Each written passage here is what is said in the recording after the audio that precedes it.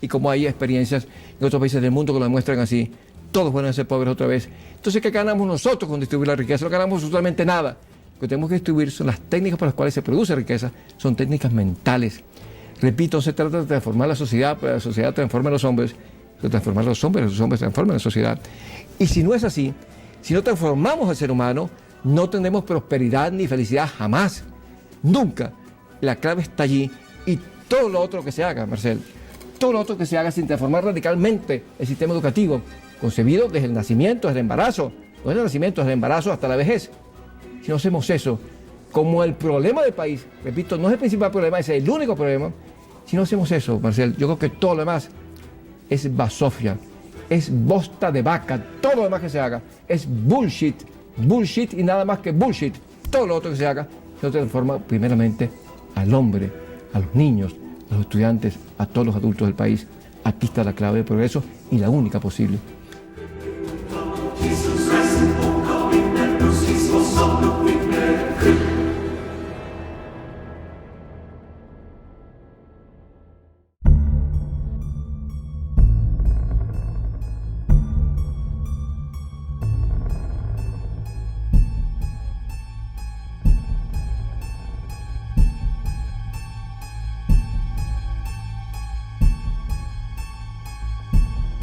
Buenas noches, amigas y amigos de Radio Caracas Televisión. Esta noche contamos con la presencia del doctor Luis Alberto Machado en el programa Primer Plano. Muchas veces ustedes se me han acercado para preguntarme por qué yo invito tanto al doctor Machado a este programa, por qué no invito a otros candidatos. Y yo les he explicado, cuando he tenido la oportunidad de hacerlo, la importancia enorme que yo le atribuyo a las ideas que ha venido expresando el doctor Machado. Yo creo que si Venezuela aspira a aprovechar todo su inmenso potencial humano y físico, tiene que hacer algo con su educación. Pero quisiera reforzar esto con el testimonio de otras personas importantes que han estudiado las historias, que han estudiado los programas del doctor Machado y tienen algo que decirnos al respecto. Por ejemplo, Skinner, uno de los psicólogos más importantes de este siglo, dice: no cabe duda de que el proyecto en su totalidad será considerado como uno de los grandes experimentos sociales de este siglo. Y un hombre muy eminente que lamentablemente falleció hace poco, Tarsi Vitaki, decía: el ministro venezolano puede estar ofreciendo el regalo más importante de los países del sur al resto del mundo desde que los árabes crearon el cero y los hindúes inventaron el ajedrez. La revista Lumière de París dice: podríamos casi sostener que estamos asistiendo aquí a nivel mundial a una revolución aún más importante que la que desencadenó el método de Descartes en la Europa del siglo XVII. Y Carlos Alberto Montaner, periodista muy conocido por ustedes, que ha sido también invitado a este programa, dice, refiriéndose a la historia de la civilización occidental que escribió Hugh Thomas, lo siguiente: yo creo que si mi amigo Hugh Thomas reescribiera de nuevo su excelente e inacabada historia del mundo, anotaría que a principios de la década de los 80, el venezolano Luis Alberto Machado ensayaba en su país el más fantástico y audaz experimento social de los tiempos modernos, una inmaculada revolución de la pedagogía contemporánea. Tienen aquí algunos testimonios que yo considero que explican el porqué la insistencia en conversar con Luis Alberto Machado y en ayudarlo a difundir sus ideas y a lograr sus objetivos. Buenas noches, Luis Alberto. Caramba, Marcel, muy conmovido por esta lectura que en tu voz, con tu prestigio ante país, todos estos testimonios cobran un carácter que convencerá a mucha gente realmente de la importancia que esto tiene. Y yo me siento tan orgulloso de que hayamos logrado en Venezuela concebir una idea para la transformación del mundo, porque lo que yo aspiro es realizarla en Venezuela para el mundo entero. Ahora yo veo que en otros países la han adoptado con mucho más entusiasmo que en Venezuela. ¿Es que nadie es profeta en su tierra? Sí, tarda más y es natural que sea así.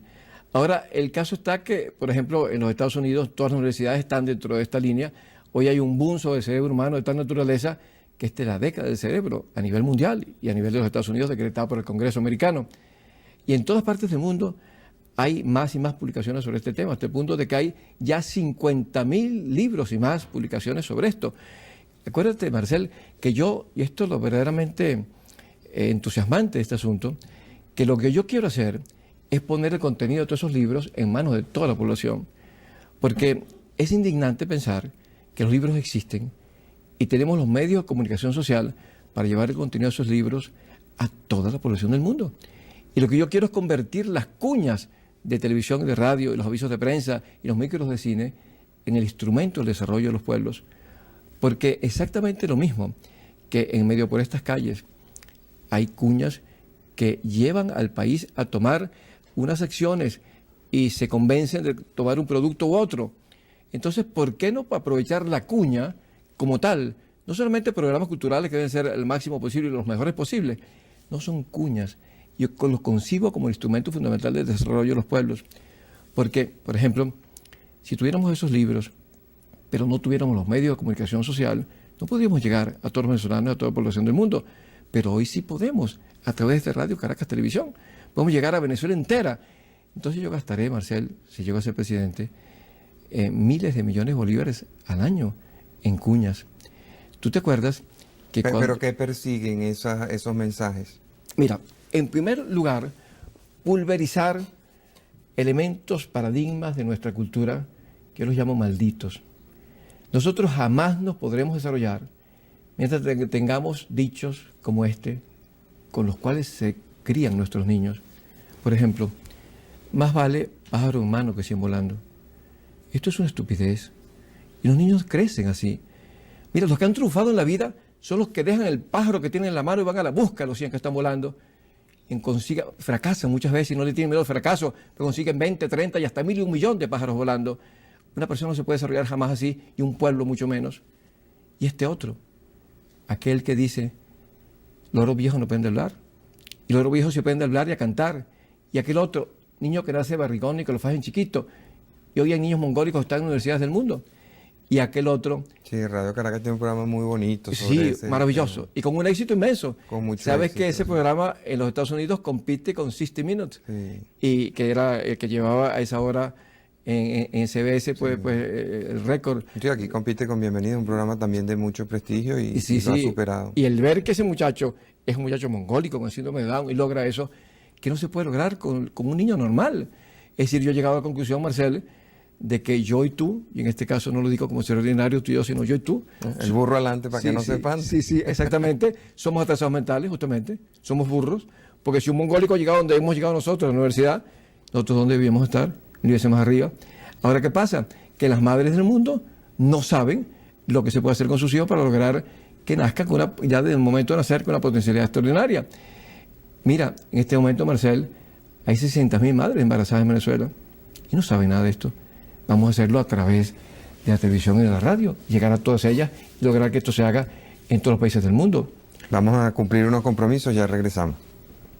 Hace un momento tú nos decías que en parte, una parte de los objetivos que tú te propones lograr es destruir una serie de paradigmas negativos, de modelos falsos que existen entre nuestra población. ¿Qué más?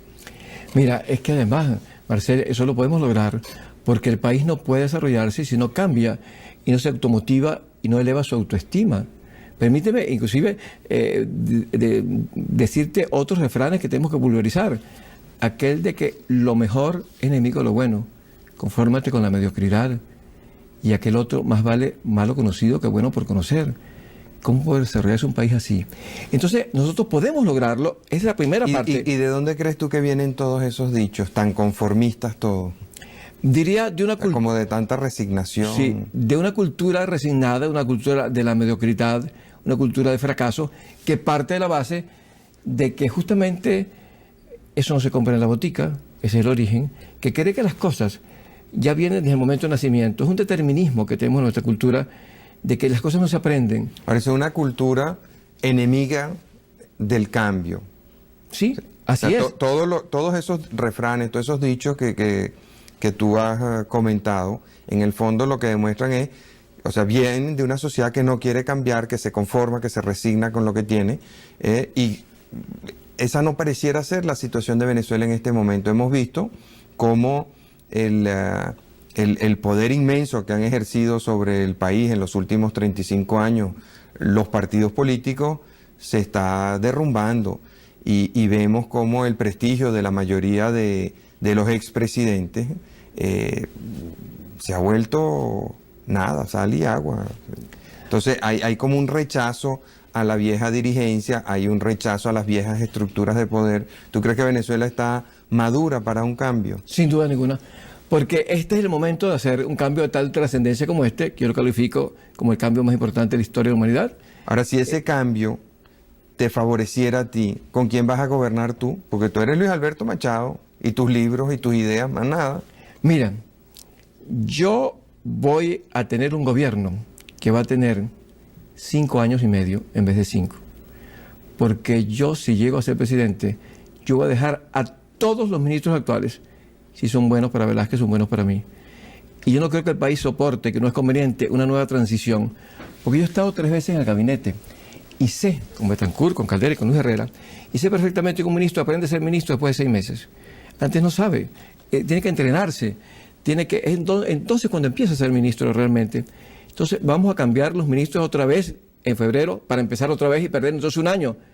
Es preferible, lo pienso yo así, el que estos ministros que están sigan conmigo todos, y en especial el ministro de Defensa, inclusive con derecho a declarar, autorizado por el Supremo Comandante de las Fuerzas Armadas para seguir declarando. ¿Por qué insistes en ese punto en particular? Porque, por ejemplo, tu expresidente, el doctor Caldera, no está muy contento con las declaraciones del ministro, y Andrés Velázquez tampoco está muy contento con las declaraciones del ministro. Yo sí creo que le ha hecho un gran bien al país y creo que ha ejercido un liderazgo necesario y ha cubierto una especie de vacío, y creo que él tiene derecho a tener una opinión y a aclarar las cosas, porque es que aquí ha habido un desprestigio creciente de todas las instituciones, de las Fuerzas Armadas también, y él tiene el derecho, y yo como Supremo Comandante de las Fuerzas Armadas, pues estaría en ese mismo afán de robustecerlas al máximo, y como él es allí, mi subordinado como ministro, pero es el militar que está allí, que yo nunca tendría tampoco, de paso quiero decirlo, un ministro civil como ministro de Defensa. Eso me parece que es innecesario, que no tiene sentido. Él tiene que ser el representante de las Fuerzas Armadas, inclusive ante el gabinete, y llevar como militar, conociendo la idiosincrasia militar, las decisiones políticas de las Fuerzas Armadas. Entonces creo que él ha tenido una actitud que estabiliza la democracia venezolana. Creo que ha contribuido a que podamos llegar, con bien como vamos a llegar a las elecciones y seguir adelante. Entonces yo lo dejo allí, inclusive hasta no sería imposible que hasta uno le prorrogara el término de su periodo en las Fuerzas Armadas después de julio del año que viene. Entonces tú dejarías este gabinete. Completo, y le garantizo, porque todos los cambios se van a hacer, se pueden ir haciendo después. Pero es que además, como yo parto de la base, Marcel, de que aquí no hay muchas alternativas, digan lo que digan los candidatos actuales, todos van a terminar haciendo exactamente lo mismo, porque las alternativas son muy pocas. La realidad económica está allí y cada vez iremos más hacia esa unificación de criterios. Y yo, mira, si a mí me dijera un ángel que viniera y me dijera, mire, si usted dice que usted va a garantizar que el IVA va a desaparecer, si usted dice que usted no va a aumentar el precio de la gasolina, si usted dice que todo el mundo va a vivir mejor a usted llegar al gobierno, usted va a ganar las elecciones, yo no diría eso jamás. No solamente porque estaría engañando, sino por una razón pragmática, porque no ganaría nada con ganar la presidencia, porque me van a tumbar como un necio a los 3 meses. Porque el país no aguanta ya más que todo el mundo ofrezca todo y que después la realidad no es esa. Pero hay candidatos ofreciendo eso. Bueno, allá ellos con su conciencia y su responsabilidad. Yo tengo la mía. Porque y les ruego que piensen mucho en lo que pasó con Carlos Andrés Pérez. ¿Quién destruye a Carlos Andrés Pérez? Él mismo. Simplemente porque él le ofreció al país en la campaña electoral que todo se iba a resolver y por eso lo eligieron. Y no se podía resolver nada. Ahora es el caso que aquí hemos dicho que el problema es la corrupción y por tanto al acabarse la corrupción todo se va a resolver. Y resulta, le hemos dicho al país que el problema es Pérez. Y se va Pérez y lo se puede resolver de un día para otro. El país esperará, entonces hay que decirle la verdad al país. Realmente que el país sepa cuando vaya a votar que la realidad no es simplemente que los problemas se van a resolver todos de un día para otro, porque eso no es posible. Y no es que no se le debe decir al país que se van a resolver que no se debe permitir que el país lo crea. Entonces yo creo que si queremos la estabilidad democrática, no podemos ofrecer lo que sabemos que es imposible, no podemos permitir que el pueblo crea que eso se va a hacer. Entonces, fíjate que ¿por qué los servicios públicos empeoran cada vez? ¿Por qué la realidad del país seguirán empeorando mientras no transformemos al venezolano? Porque aquí lo que a mí me subleva es el hecho que permanentemente en Venezuela, y diría que en el mundo, se trata de transformar las leyes, transformar la sociedad, para que la sociedad transforme al país, a los hombres, a los venezolanos. Y se ha fallado y se seguirá fallando siempre. Y mientras nosotros sigamos haciendo cosas y dejamos la educación como está, seguiremos de fracaso en fracaso y cada día peor. Porque mira, Venezuela va, desde el punto de vista del Estado, administrativamente, cada día peor, y los servicios públicos están en colapso total. Y eso se debe a que no hemos formado a los venezolanos. Por eso que digo que la educación no es el problema fundamental, no es el problema prioritario. La educación es el único problema del país. Si tú no resuelves el problema de educación, no resuelves nada. Iremos peor, peor y peor. Y si resuelves el problema de educación, resolverás todos los problemas. Te pongo este ejemplo. Suponte tú un gobierno que construye todas las viviendas para todos los venezolanos, dota todos los hospitales, logra construir todas las carreteras que necesitamos, y las cloacas y los acueductos, y deja la educación como está, y sigue la educación empeorando. Y si no se hace algo radical como lo que yo quiero hacer, seguirá la educación de mal en peor. Hay que hacer un cambio radical absoluto y utilizar, como digo, los medios de comunicación social como el instrumento fundamental del desarrollo y de la educación del pueblo. Ahora, si eso no pasa, ¿qué va a suceder? Que la educación seguirá igual, los venezolanos seguiremos iguales. Entonces, ¿qué sucede? Que dentro de un año todos tienen casa, pero buena parte de esas casas estarán vueltas en ranchos otra vez. Y los acueductos estarán rotos otra vez, y los hospitales estarán sin gasas, y sin mercurocromo, y sin alcohol otra vez. Pues es un problema del venezolano, Marcel. Ese es el problema del país y de América Latina. Es más, mira, yo estoy convencido, esto es muy polémico, no sé si tú pensarás lo mismo que yo, que si mañana las aguas del Atlántico se encresparan y lograran pasar por encima de la cordillera de los Andes y se unieran con las aguas del Pacífico y desapareciéramos todos, 350 millones de personas, yo estoy convencido que al mundo no le pasa absolutamente nada, nada, nada. Nosotros no somos necesarios en el mundo. Con nosotros y sin nosotros, el mundo dentro de 50 años va a ser el mismo. Vamos a cumplir unos compromisos. Al regreso quisiera regresar a ese tema. Ya volvemos. En ese momento tú decías que si una ola gigantesca del Atlántico nos barriera como continente a toda América del Sur, el mundo no cambiaría en nada. ¿Tú crees de verdad eso? Sí, estoy absolutamente convencido.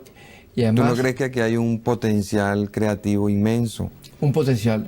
Pero bueno, el mundo no, perdería ese potencial. No una efectividad creativa. Sí, pero ese potencial se frustrará como se sigue frustrando, porque nosotros tenemos que hacernos la pregunta primera, ¿por qué pasa eso aquí?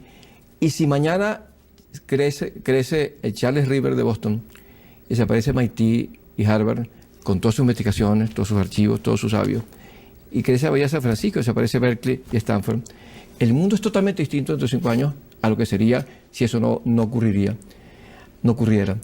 Ahora, ¿por qué pasa esto? ¿Cuál es la realidad? Y aquí yo creo que la esencia del progreso del país, lo que tenemos que preguntarnos primero nosotros los venezolanos, es eso. ¿Por qué sucede eso? Y mientras no resolvamos el por qué, no resolveremos los problemas de Venezuela. Tenemos que preguntarnos primero, esto es un problema genético. Nosotros somos inferiores a los demás países del mundo porque lo somos. Y la muestra está que nosotros, yo creo, Marcel, que nosotros no tenemos ni independencia, ni libertad, ni soberanía. Podemos celebrar el 5 de julio como queramos, pero no somos soberanos. Un pueblo con hambre no puede ser soberano jamás, ni tiene independencia, ni tiene nada. Nosotros somos colonias, Marcel. Esa es la realidad, y lo somos ahora más todavía que en tiempos de independencia. Y nosotros estamos atrasados en relación con los demás pueblos desarrollados. ¿Por qué? ¿Cuál es la diferencia? Es que es un problema genético. Es nuestra raza de negros, de indios, de mestizos, de españoles que vinieron aquí. Somos inferiores. Si eso fuera así, no tenemos nada que hacer sino resignarnos a nuestra inferioridad. Y yo propondría que procuráramos ser el estado número 50 y tantos de los Estados Unidos, porque algo obtendríamos de eso. Pero la ciencia nos dice que no hay ninguna raza inferior a otra, que los negros son iguales a los blancos y los indios son iguales a los negros, que todos somos exactamente iguales.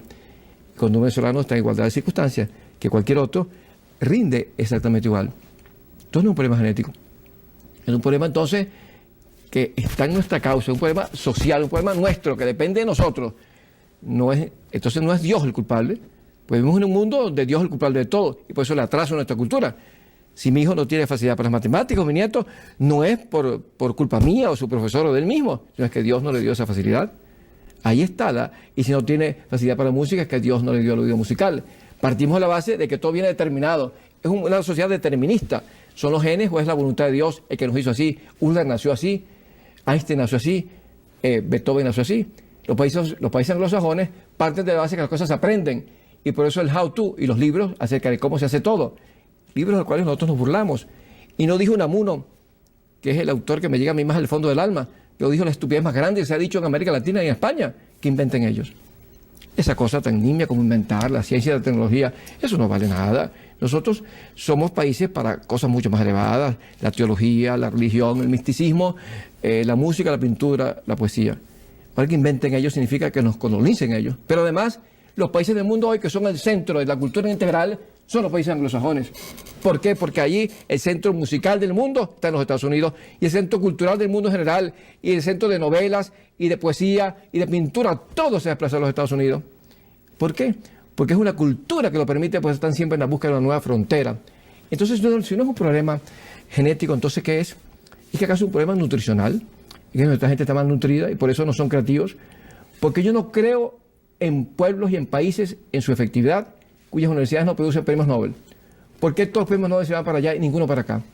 Es que nuestros estudiantes y nuestros profesores están desnutridos, porque la desnutrición explicaría que en los barrios pobres la gente no fuera tan creativa. Pero los profesores de nuestros estudiantes comen igualito que comen los estudiantes de Boston. Exactamente igual. Con flake, el desayuno, jugo de naranja, huevos tibios, tostadas, café con leche. Y el almuerzo es el mismo y la cena es la misma. Esto no es un problema nutricional el que hace que nosotros no estemos a la vanguardia del mundo. Tampoco es un problema de baja población. No, y si uno compara lo que es por mala que sea la calidad de la nutrición, de la alimentación, hoy en día en Venezuela es superior a la que había en Europa hace un siglo. Ya, por supuesto. Pero y sin embargo, en Europa hace un siglo crearon... Sí, vamos a ir simplemente a eso, que nosotros estemos allí, vamos a descubrir las mismas cosas que ellos tuvieron entonces y vamos a inventarlas igual. Entonces ese no es el problema. ¿Es que acaso entonces, ya que hablamos del problema educativo, es que se trata de que las matemáticas son distintas, las que nosotros estudiamos aquí, la física, la química es distinta? Hasta los libros de texto son los mismos. Es más, yo estoy seguro que en la Universidad Central sale un médico sabiendo más de medicina que un médico que graduó en Harvard. De medicina como tal. ¿Cuál es la diferencia entonces? ¿Por qué pasa lo que pasa? Simplemente porque en Harvard, lo que diferencia la Universidad de Harvard con cualquier universidad nuestra, es que allá además de darles información, datos, conocimientos, les enseñan cómo pensar creativamente con una asignatura específica, particular. Les enseñan a descubrir, a inventar. Les dan clases. Aquí se enseñan solamente contenidos. Allá enseñan además de contenido procesos, sistemas, procedimientos, métodos. Y por eso yo quiero transformar el sistema educativo e incluir en él 3.000 horas de clase, donde además de lo que se estudia actualmente, se estudien, es decir, procesos mentales, cómo inventar, cómo descubrir, cómo crear, cómo piensa un genio. Y hoy se sabe, Marcel, cómo piensa un genio. Y un genio piensa distinto a ti y a mí, a cualquiera de las personas que están con nosotros en este programa. Lo que tenemos que hacer entonces es dar clases de eso y 3.000 horas de clase. Esta es la transformación y nosotros podemos ponernos a la vanguardia del mundo en este camino. Y si nosotros hacemos eso, 3.000 horas de clase, y le damos a las madres por televisión y directamente en sus casas lo que tienen que saber porque sus hijos nazcan ya con la llama del amor encendida, y le damos a los adultos de Venezuela las técnicas por las cuales las transnacionales están pagando hoy la cantidad de 10 millones de bolívares en una semana. Y todo eso, lo repito, porque esto me parece que es de una importancia radical, pues es la primera vez en el mundo que se plantea convertir la televisión y cuñas, no solamente la televisión, repito, son cuñas de televisión y de radio y avisos de prensa y micros de cine en el instrumento fundamental del desarrollo. Porque es que para mí el desarrollo está en el ser humano y nada más que en el ser humano. Y como te decía antes, aquí en Venezuela, tú cubres el medio físico, das todo al país y no transformas al venezolano y volvemos otra vez al trazo más absoluto y seguimos teniendo pobres. Porque el problema fundamental es la pobreza. ¿Y por qué los pobres son pobres? Porque no saben cómo dejar de ser pobres. Y por eso, en un programa contigo, lo dije, lo digo en todas partes, sin miedo ninguno, en radio, en televisión, y cuando voy a los barrios, lo digo allí. Y lo maravilloso es que en los barrios también me aplauden cuando lo digo. Cuando digo, yo estoy en contra de eso que se llama la distribución de las riquezas. Eso parece que es un disparate, es un engaño al pueblo. Tú lo has dicho en este programa también. Y yo quiero que lo repitamos otra vez.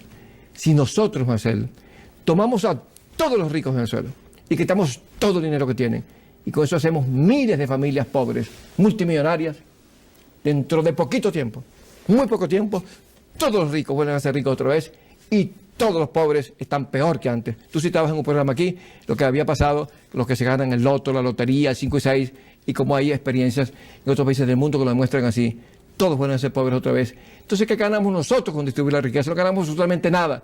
Lo que tenemos que distribuir son las técnicas por las cuales se produce riqueza, son técnicas mentales. Repito, no se trata de transformar la sociedad, pero la sociedad transforma a los hombres, se transforman los hombres transforman la sociedad. Y si no es así, si no transformamos al ser humano, no tendremos prosperidad ni felicidad jamás, nunca. La clave está allí y todo lo otro que se haga, Marcel, todo lo otro que se haga sin transformar radicalmente el sistema educativo, concebido desde el nacimiento, desde el embarazo, no desde el nacimiento, desde el embarazo hasta la vejez. Si no hacemos eso, como el problema del país, repito, no es el principal problema, es el único problema, si no hacemos eso, Marcel, yo creo que todo lo demás es basofia, es bosta de vaca, todo lo demás que se haga es bullshit y nada más que bullshit. Todo lo otro que se haga se transforma primeramente al hombre, a los niños, a los estudiantes, a todos los adultos del país. Aquí está la clave del progreso y la única posible. ¿Y por qué tú no te conformas con ser un pensador, un intelectual, un profesor universitario, como han sido todos esos pensadores que tú citas y que pones de ejemplo? ¿Por qué el interés en la política? Porque he llegado a la conclusión de que es la única manera de lograrlo. ¿Por qué? Porque yo fuera un pensador y sería uno más en el mundo. Hay muchos, hay miles de ellos. Hay un boom sobre esta materia y son muchos los que dicen esto. Te digo, hay 50.000 libros escritos sobre este particular. Y están allí. Lo que tenemos que hacer es ponerlos en manos del pueblo. Y aquí está la clave. El poner los libros en manos del pueblo es una decisión política. Porque tenemos los libros, los conocimientos y tenemos los medios para lograrlo. ¿Cómo se hace para lograr que en esta televisora y en todas haya 30, 40, 50 cuñas al día? Que es lo que yo quiero.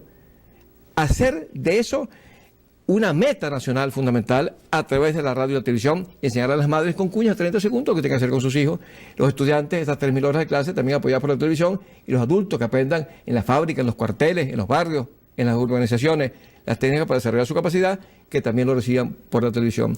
¿Cómo se hace eso? Cuando yo era ministro, Marcel, tú me dabas a mí 4 cuñas gratis, que después se paralizaron. Fíjate tú la estupidez que significa haber paralizado eso. Y todos mis programas se hundieron, se paralizaron. Entonces, ¿cómo se hace para tener 40, 50 cuñas aquí en esta emisora? Tiene el gobierno, el Estado que pagarlas. Yo las quiero pagar para que estén en medio por estas calles. En Radio Rochela, en los momentos de mayor audiencia, en los breaks justamente de tu programa, aquí 3 cuñas, una para las madres, otra para los estudiantes, otra para los adultos con técnicas específicas y otra cuarta en función de esos paradigmas de la autoestima, de la automotivación del venezolano, que sepamos que somos iguales que cualquier otro y podemos llegar a la cúspide del mundo. Entonces, eso no puede hacer si no llegó al poder, porque no se puede hacer y la prueba es que no se ha hecho. Yo he recorrido el mundo 3 veces, Marcel, antes de ser ministro, cuando fui ministro, después de ser ministro, y le he pedido a los políticos del mundo, por amor de Dios, compartan las glorias de esta idea conmigo, vamos a hacerlo todos. ¿Y quiénes lo han hecho hasta ahora? ¿Quiénes lo han hecho realmente? Los políticos del mundo, como políticos, que se han interesado en esto radicalmente, son Luis Herrera, que me nombró ministro y va a pasar a la historia por ese nombramiento, y Fidel Castro, que ha dicho, esta idea es la idea más importante del siglo XX. Pero sus gobiernos no son así paradigma de lo que es un buen gobierno, ninguno de los dos. Sí, pero ten en cuenta, bueno, la historia de Luis Herrera le hará justicia, y lo que él hizo por la cultura, lo que hizo por la educación y el nombramiento que significa haber nombrado un ministro de Estado para el desarrollo de la inteligencia, significa algo histórico porque debe ser el pionero en el mundo de esto. Lo es. Es como si el general Castro hubiera nombrado un ministro para el desarrollo de la aviación. Cualquiera que hubiera sido el resultado, aparecería hoy como una gloria para Venezuela. Y fíjate tú que es tan grande lo que hizo Luis Herrera, que si yo llego a ser presidente, yo no podría hacer otra cosa que continuar lo que él hizo conmigo siendo ministro, pero la decisión a nivel de Estado fue de él. Entonces, el hecho es que en el caso de Fidel Castro, tenemos Fidel Castro, lo que ha dicho, es la idea más importante del siglo XX, y por otra parte, el anticastro, que Alberto Montaner, el que tú dijiste, dijo, es la experiencia, la revolución más importante de los tiempos modernos. Entonces, los resultados pueden ser unos u otros, pero el hecho es la conciencia de hacerlo. ¿Y qué pasa en el resto del mundo? ¿Y cómo se puede permitir, cómo puedo yo permitir, convencido de eso, el no realizarlo a través del único medio por el cual creo que lo puedo realizar?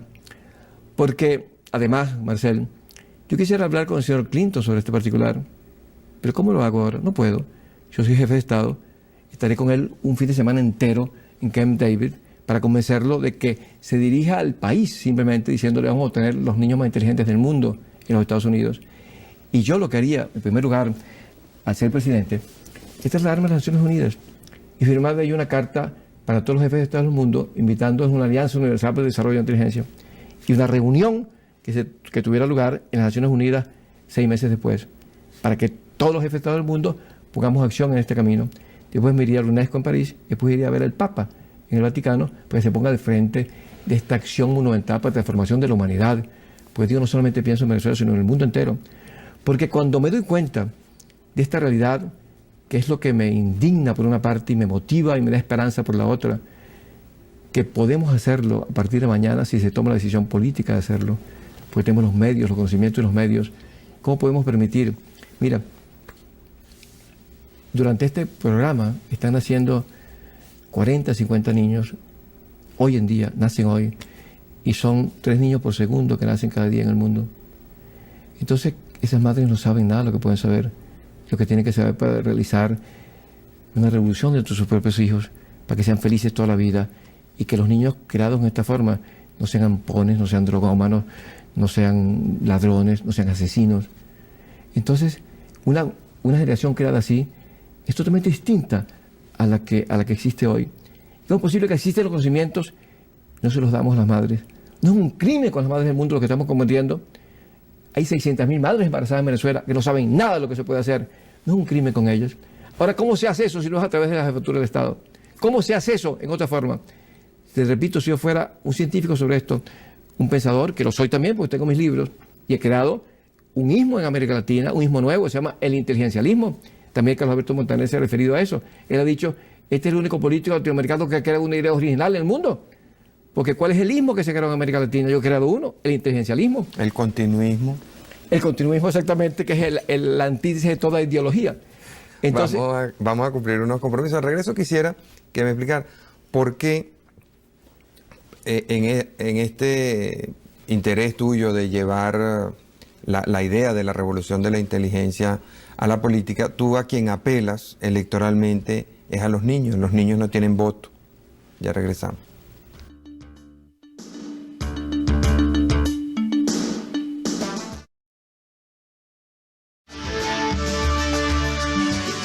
En ese momento tú nos decías que tú no te conformabas con ser un intelectual más, sino que querías llevar esto al campo de la política porque era la única manera de realizar esa revolución de la inteligencia que tú consideras indispensable. Entonces, ¿por qué apelas a los niños? Los niños no votan. Pero las madres sí. Y justamente yo diría que debe haber miles ya de niños en Venezuela que le dicen a sus madres lo siguiente: fíjate esto, que te voy a contestar tu pregunta, entre otras cosas, con este testimonio de un niño. Mamá, ¿sabes que hay un presidente de los niños? Se llama Luis Alberto Machado, pero yo no puedo votar. Vota por él, mami. Hazlo por mí. Esto es una cuña que está en la radio y que voy a traer a la televisión también. Pero esta cuña surge del testimonio de decenas de madres que me llaman por teléfono y me dicen, mire, mi niño me dice esto. Hay unos niños que dicen, mamá, ¿tú sabes que va a haber 2 presidentes? Uno de ustedes, los grandes, y otro nuestro, los niños. Mamá, ¿por qué yo no puedo votar? ¿Y cómo? Pues no tienes edad. Pero pues entonces tengo un presidente. Yo debo votar por mi presidente, mamá. Y esto que le dicen, mamá, vota tú por mi presidente porque yo no puedo votar por él. Y me encuentro con niños que me ven por la calle y me hablan y me dicen eso mismo. Yo le he dicho a mi mamá que vote por ti. Otros me dicen, yo voy a votar por ti. Niños de 4 o 5 años. ¿Por qué? Porque yo creo que la base de está allí. Yo quiero ser el presidente de los niños para convertir el amor a los niños en la principal misión del Estado. Porque resulta que el Estado depende de los niños y los niños dependen del amor que reciben. Entonces no hay política más importante que justamente el amor a los niños. Y yo creo que el problema más grave que tiene país alguno, que tenemos nosotros hoy, son los niños. Mira, hoy pasan cosas gravísimas en Venezuela. Una espantosamente grave, que son niños asesinados. Pero hay otra mucho más. Niños asesinos. Eso es lo más grave. Eso es lo peor. Es todavía peor un niño asesino que un niño asesinado. Hay niños que han matado a 40 y han recibido 60.000 bolívares por muerto. Entonces, eso tiene que ser el elemento esencial. Tenemos que volcar el país en función de los niños. Porque además, Marcel, si nosotros hubiéramos tenido un presidente de los niños hace 30 años, por decir algo. Digo 30 años porque es el espacio-tiempo en donde una generación nueva puede entrar y una persona puede ser presidente. No habría ningún problema en Venezuela hoy. Y estoy seguro de que si hubiéramos tenido un presidente de los niños, ninguno de los que somos candidatos hoy seríamos candidatos. El candidato del próximo presidente, si no un hombre de 30 años, que no sería antes porque la Constitución se hubiera impedido, pues sería 10.000 veces más capaz que cualquiera de nosotros. Eso es lo que tenemos que lograr, que los niños nos superen, pero no solamente es el ideal de un padre, que tiene que querer que su hijo supere, el ideal de un maestro, tiene que ser el ideal de la sociedad, que las nuevas generaciones nos superen, y el ideal de un político tiene que ser, así lo consigo yo. Ahora, ¿tú no crees que en la sociedad contemporánea hay un afán de gratificación inmediata mucho más fuerte que el amor a los niños? O sea, que la gente se llena la boca diciendo que quiere mucho a sus hijos, que sus hijos son lo más importante que tiene, bla, bla, bla. Pero en la realidad, lo que la mayoría de la sociedad busca es su gratificación inmediata. Y eso explica un poco el fenómeno político que tú comentabas hace un rato. Viene un candidato, le promete a la gente que los precios van a bajar, que la inflación se va a acabar, que va a haber paz y tranquilidad, que los servicios públicos van a funcionar, que la corrupción se va a evaporar y que todos vamos a ser felices. Y entonces, pensando en la gratificación inmediata, eso es lo que yo quiero ya, ahora mismo, entonces va la gente y vota por ese candidato. Entonces, al cabo de un año, 2, 3, se da cuenta que aquello no era posible y la gente no se echa la culpa a sí mismo. Todos esos millones de personas que votaron a favor de Carlos Andrés Pérez o de Jaime Lucinchi o de Luis Herrera, no se echan la culpa a sí mismas de lo que pasó. Los malos son Pérez, Lucinchi, Herrera, etcétera, que no cumplieron. Entonces vamos a buscar otro nuevo y caemos en la misma tentación. O sea,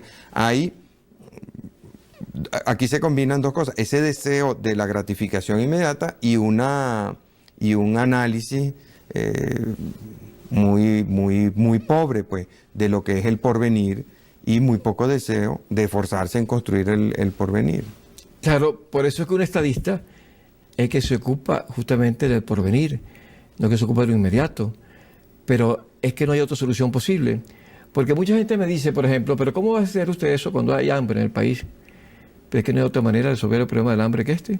No hay otra manera posible. Pues los pobres nunca dejarán de ser pobres si no se les eleva su condición, no se les enseña a pescar. Y enseñar a pescar es enseñar a pensar. Porque los pobres son pobres, no porque sean genéticamente inferiores. Simplemente es un problema de capacidad. Y el problema del país es un problema de capacitación, simplemente. Porque, ¿qué es lo que está pasando actualmente en Venezuela? Esta crisis económica que se debe. Todo lo que pasa actualmente, ¿qué es? No es la corrupción, no. El problema de Venezuela es la incapacidad del país como país. Entonces, como somos incapaces como país, dependemos del petróleo. Y el petróleo se vino al suelo. Y el presupuesto actual es muy inferior al presupuesto de hace 20 años. Entonces el país se vino al suelo porque no tenemos capacidad simplemente como país. Si nosotros no desarrollamos a los venezolanos, no que los capacitamos, jamás podremos desarrollarnos y seguiremos de mal en peor. Y si el petróleo sigue bajando, pues nos moriremos de hambre. Pero fíjate, oyendo ese cuento de que tenemos que sembrar el petróleo, tenemos ya 50 años y no hemos sembrado nada. Mira, justamente me das pie para lo que yo creo que debe ser el ideal y la meta de Venezuela, por lo menos durante un siglo. Y aquí se resume mi programa de gobierno, en esta frase que te voy a decir, y que creo que debe ser la meta de Venezuela para ahora y para las nuevas generaciones, que es la siguiente: hay que sembrar el petróleo en el petróleo para convertir el oro negro en materia gris. Aquí creo que se traduce todo. Fíjate, hemos dicho sembrar el petróleo, pero se ha considerado que debe ser sembrado en cualquier parte menos en el petróleo. Yo creo que esto ha sido un error gravísimo que hemos cometido por generaciones, que no nos hemos dado cuenta que donde somos más competitivos, que tenemos que ser un país petrolero y seguirlo siendo. Hemos hablado tantas veces de Venezuela postpetrolera, y una cosa así como nos diera asco el petróleo.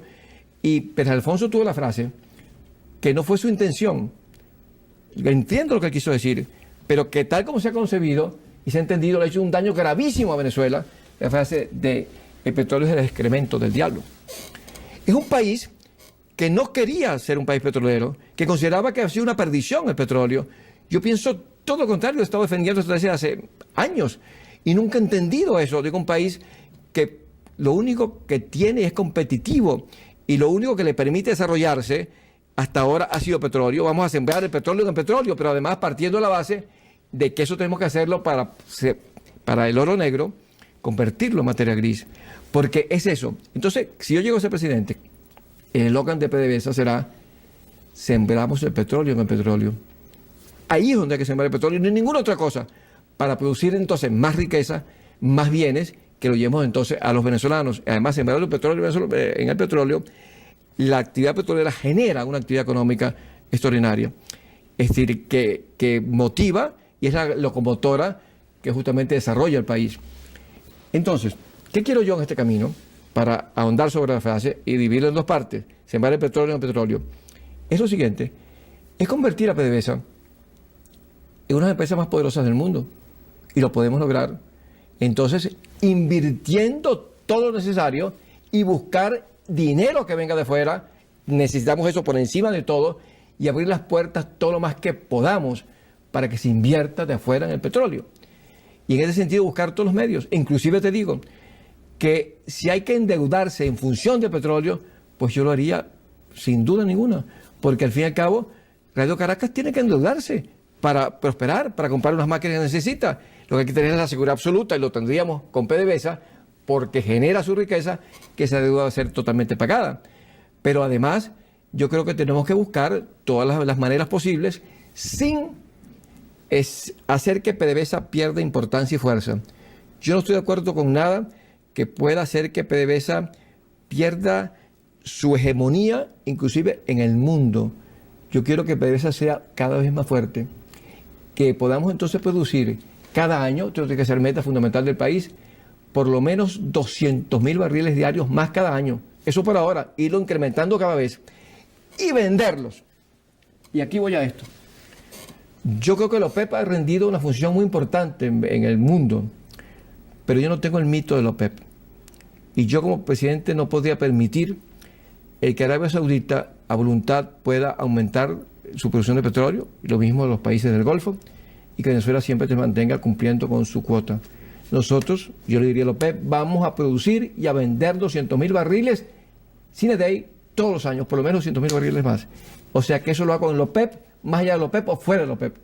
Pero yo no puedo permitir que justamente teniendo esa riqueza allí y siendo el país de mayor potencial, de mayor reservas en el mundo entero, si incluimos la faja bituminosa del Orinoco, no puedo permitir que eso se quede allí, simplemente en una vía durmiente para siempre, porque el petróleo va a perder vigencia tecnológica antes de que se agote. Entonces me parece un absurdo, y lo que quiero es acabar con el hambre del pueblo ahora, ya, y no lo puedo hacer sino invirtiendo dinero en el petróleo, produciendo petróleo y vendiendo más petróleo, y convirtiendo a Venezuela, que tenga la aspiración de convertirse en la primera potencia petrolera del mundo, porque tenemos las mayores reservas petroleras, que nada nos pare en ese camino. Entonces sembrar el petróleo en el petróleo para producirlo así y lograrlo así. Y en ese sentido, abrir las puertas lo más que podamos. Y no me vengan con cuentos en cuanto a las inversiones extranjeras en general. Y lo digo en cuanto a petróleo y a las demás también. A mí no me vengan con cuentos de la soberanía nacional. Lo que más afecta a la soberanía nacional es el hambre. Y yo en este sentido tendría dos modelos simplemente, que son el general Pinochet y Fidel Castro. Yo voy a abrir las puertas igual que ellos. Y aquí no me venga la gente de izquierda con que no se puede hacer esto o lo otro. Vamos a llegar hasta donde ha llegado Fidel Castro, que ha sido paradigma para ustedes, señores de izquierda. Entonces vamos a llegar a donde ha llegado él en cuanto a las inversiones extranjeras, que las ha abierto como nadie. Y a los de derecha vamos a llegar a donde ha llegado el señor Pinochet. Porque además, Marcel, los países del mundo no se pueden desarrollar sin inversión extranjera, porque el problema de Venezuela actual económico no es otra cosa. La inflación que es, el déficit fiscal que es falta de divisas. El problema económico fundamental de Venezuela son divisas y nada más que divisas. Ese es el problema. Y tenemos que tenerlas a como de lugar, justamente cuando tengamos mayor producción petrolera con un mayor ingreso. pues entre tanto tiene que ser ingresos de inversiones extranjeras. Y fíjate, los 4 tigres de Asia, Hong Kong, ¿cómo se desarrolló? Con inversiones extranjeras. Y Corea igual, y Singapur igual, es exactamente, y Corea igual. Es que es así, no es otra manera posible.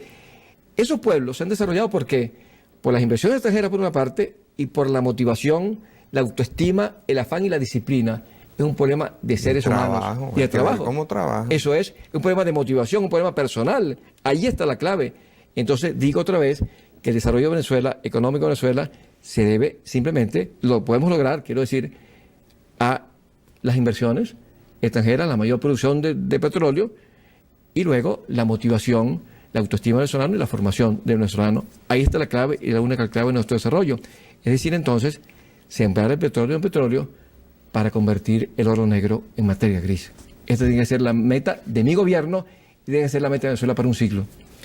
Si mi compromiso con Radio Caracas no me obligara a ser imparcial y yo quisiera votar por ti, ¿cómo hago para votar por ti? Mira, justamente, bueno, pero tú puedes votar por mí, aunque sea imparcial, porque tú eres imparcial aquí como presidente de Radio Caracas Televisión y aquí en tus programas. Pero en el momento de votar tienes que votar por alguien. Necesariamente, no puedes ser imparcial en ese momento. Además, sabes que hay muchos familiares tuyos que van a votar por mí. Eso es verdad. Ojalá te convenzan de aquí a allá. Pues mira, esta es mi tarjeta y para que tú puedas votar por mí, Marcel, y si haces lo que yo te digo ahora, y lo vas a hacer, lo quieras o no, vas a terminar votando por mí por lo siguiente. Yo te pido que cuando tú veas este círculo, lo veas en la calle, cuando salgas de aquí para tu casa ahora, tú vas a ver este círculo y mañana por la mañana, cuando salgas de tu casa hacia acá, lo vas a ver muchas veces porque hay muchos camiones que tienen este círculo. Sí, los de verdad, los de Pepsi-Cola, ¿no? Pues mira, sí, hay camiones y son 3.000 camiones en el país. Y fíjate tú que mi círculo no es exactamente igual al de Pepsi-Cola, pero son los mismos colores. ¿Tú tienes un acuerdo con los Pepsi-Cola para esto? No, en absoluto, en absoluto, en absoluta. Y yo no llegué a esto por imitar a Pepsi-Cola. Yo llegué por mis propios medios, solamente que a mí me salió gratis. A Pepsi-Cola tiene que haber costado millones de dólares haber descubierto que estos colores, en esta forma, eran los colores para lograr motivar a la nueva generación. Acuérdate que ese fue su eslogan en el mundo, cautivar la nueva generación. ¿Cómo llegaste tú a eso? Pues mira, fíjate. Aquí en Radio Caracas, justamente, déjame ver, la debo tener aquí. Justamente, sí la tengo. Mira, esto es así como la Pepa de Samuro de Luis Herrera. Yo tengo, que le hizo ganar las elecciones, esta esfera que está aquí, me haga ganar a mí. Fíjate, yo con la guerra del Golfo aquí en Radio Caracas Televisión, yo quise convertir esto en el símbolo de la paz. ¿Por qué? Porque tenemos que buscar la paz para los niños. Y justamente una esfera, un globo, representa el cerebro de los niños, los juegos que juegan los niños y la tierra donde viven los niños. Queremos un mundo para los niños, por eso yo quiero ser presidente de los niños, para construir un mundo para ellos, un mundo para todos. Y entonces aquí tenemos el mundo para los niños en la mano. Y es decirle a todo el mundo que tenga una esfera como esta en la mano y sienta que el mundo depende de él. Tu mundo depende de ti mismo y no de nada externo. Es decir, la realidad del mundo depende de nosotros mismos y la nuestra. Y al ser la nuestra, la del mundo. Entonces, y desde entonces tengo esto, y mi símbolo de mi idea de la inteligencia, he ido por el mundo también recorriendo, esto es símbolo de inteligencia y de los niños, inteligencia para los niños. Una esfera. Una esfera, un globo, que además tiene un significado muy grande, porque esto es el sol, esto es la luna, esto es el vientre de la madre, estos son los pechos de la madre, esto es maternidad, esto es perfecto como figura geométrica, como tal. Y esto es mágico de todo punto de vista. Entonces, yo dije entonces, mi símbolo electoral será una esfera, pero una esfera en el plano se convierte en un círculo. Entonces dije, será un círculo. Entonces será mi foto aquí, esto es igual para todos los candidatos, mi nombre aquí y un círculo aquí. Entonces cuando dije, voy a darle colores, a esto tiene que tener un color, ¿cuáles van a ser mis colores? Entonces me puse a ver las banderas de los países del mundo. Me encontré con algo, yo jugaba con esto en la noche, veía aquí, hago esta combinación, esta otra, y me encontré con que los países que habían dominado la Tierra en los últimos 400 años, los 4 tenían los mismos colores, que son Inglaterra, Holanda, Francia y los Estados Unidos. Entonces eran rojo, blanco, azul. Entonces me dije, estos van a ser mis colores, sin duda, pues esto no puede ser casualidad. Son países agresivos, países de una acción hacia adelante, de un optimismo y de un afán, y conquistaron el mundo. y países de un sentido imperial, un afán de conquista. Y resulta que me puse a averiguar entonces qué significaban estos colores juntos, y significa seguridad, aliento, optimismo ante el futuro, los tres. Entonces yo dije, estos van a ser mis colores sin duda. Y estando en esto, me encontré con que eran los mismos colores de Pepsi-Cola. Entonces ya no tuve duda, que inclusive la forma tenía que ser esta y no otra, porque había que dar alternativas, que fuera azul arriba, rojo abajo. No, cuando vi que Pepsi-Cola tenía esto, dije, tiene que haber gastado millones de dólares para llegar a la misma conclusión que yo, y a mí salió gratis. Entonces, evidentemente, mis colores van a ser esto y en esta misma forma. Y entonces ahora, por eso te digo a ti, que cuando veas este círculo, y lo vas a ver muchas veces, cuando pases por un automercado, por ejemplo, y pases por un bar, una carretera, y un restaurante, y una bodega, y un supermercado, acuérdate de mí, y cuando vayas a un automercado y ves allí, y que tu mujer y todos cuando vean allí unas botellas de estas, acuérdense de mí, y se venden 10 millones de botellas al día, y son 3.000 camiones que están dando vueltas, y todo eso, evidentemente, beneficia a mí, y yo estoy haciendo propaganda a ellos también. No hay un convenio, pues yo les hago propaganda, sin duda ninguna, porque hay gente que se le ha ocurrido inclusive por beneficiarme a mí, y yo soy responsable de un bala Pepsi-Cola, todo lo contrario, estoy haciendo un bien inmenso, yo voy a vender mucho más, están en maquillaje, están gastando en cuñas no sé cuántos cientos millones de bolívares en Venezuela y en el mundo, porque es una campaña mundial, y simplemente yo creo que al decir vota Pepsi, es algo, mira, yo no me explico cómo se le ocurrió a ellos mismos, porque ellos empezaron con Toma Pepsi, en un momento electoral, así como yo estoy aprovechando el círculo que coincide con el de ellos, para decirte a ti que cuando veas este círculo te acuerdes de mí, pues igualmente ellos podían haber aprovechado, como cualquier otra empresa comercial, no me explico cómo a nadie se le ocurrió, aprovechar la campaña electoral para hacerse beneficio comercial y vender más, y Toma Pepsi, vota Pepsi, que encajaba perfectamente. Entonces yo creo que ellos van a vender mucho más Pepsi-Cola, al tener esos afiches, esos grafites que dicen vota Pepsi, van a vender mucho más. Entonces es un negocio donde nos favorecemos ambos, y eso favorece vendiendo más, yo me favorezco con más votos. Y en todo caso, estoy dispuesto a correr todas las consecuencias que esto acarree. En todo caso, yo lo hago por los niños, y para ser presidente, justamente para ser el presidente de los niños. Vamos a cumplir unos compromisos, ya regresamos.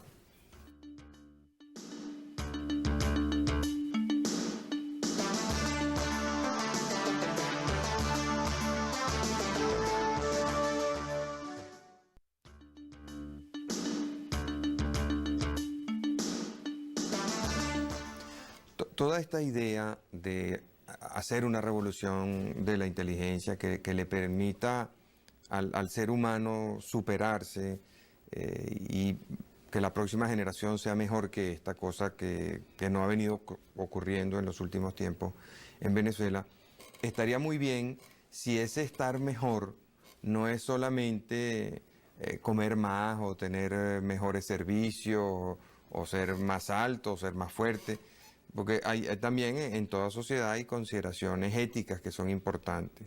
Entonces, ¿cómo entra la moral, cómo entra la ética en este proyecto tuyo? Mira, un mundo más inteligente de suyo, por ser más inteligente, es un mundo más moral. Y te voy a decir por qué.